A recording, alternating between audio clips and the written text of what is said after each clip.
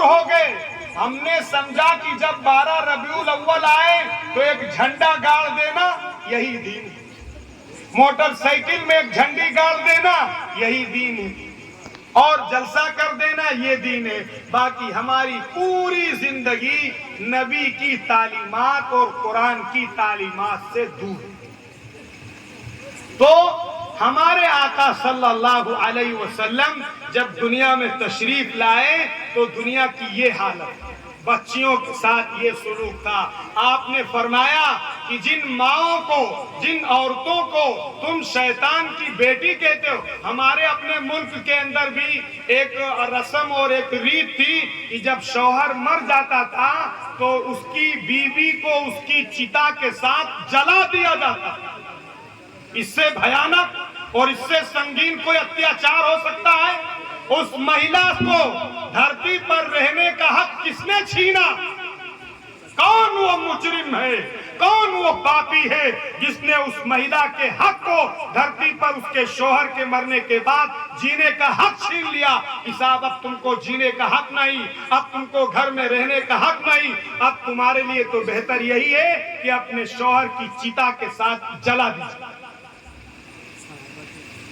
اس لیے ہمارے آقا نے فرمایا, سنو مسلمانوں, فرمایا خیرکم خیرکم لأہلہ, تم میں سب سے بہتر وہ ہے جو اپنے بیوی بچوں کے ساتھ سب سے بہتر.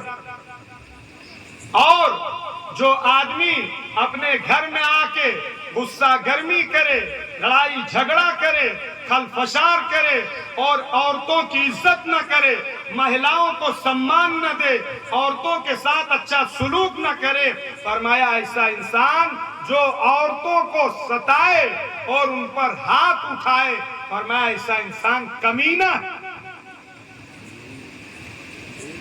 اب اس میں ہماری ماں اور بہنوں کی ذمہ داری ہے اپنے گھر کو مینٹین کرنا, اپنے گھر کو خوشحال بنانا, اپنے گھر کے اندر ایک اچھا ماحول پیدا کرنا, ایک خدمت کا ماحول پیدا کرنا. فرمایا اگر عورت اپنے شوہر کو خوش رکھتی ہے, اپنے شوہر کے دل کو جیت لیتی ہے, اپنے شوہر کی اطاعت اور پیروی کرتی ہے اور اللہ کے احکامات کو پورا کرتی ہے, اللہ تعالیٰ اسے جنت کا فیصلہ اس کے لیے کرے.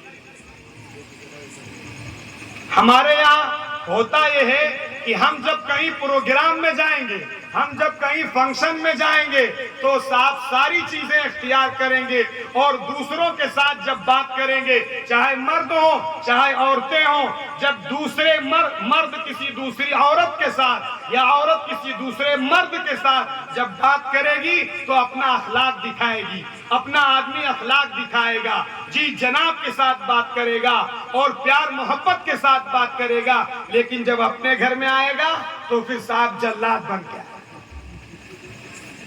یہ کیا ہے؟ جس گھر کو تم کو جنت بنانا ہے, جس گھر کو تم کو گارڈن بنانا ہے, اگر تم نے وہاں اخلاق نہیں دکھائے تو پھر کبھی سکون کی زندگی نہیں گزار. اس لیے میرے عزیز و بزرگ دوستوں, عورتوں سے سماج بنتا ہے, یہ بھی خوب اچھی طرح یاد رکھیے. عورتوں سے سماج بنتا ہے, اور اگر عورتوں کے اندر دینداری ہے, نیکوکاری ہے, اچھائیاں ہیں, بھلائیاں ہیں, برداشت کرنے کی قوت اور طاقت ہے, آپ جھیلیے.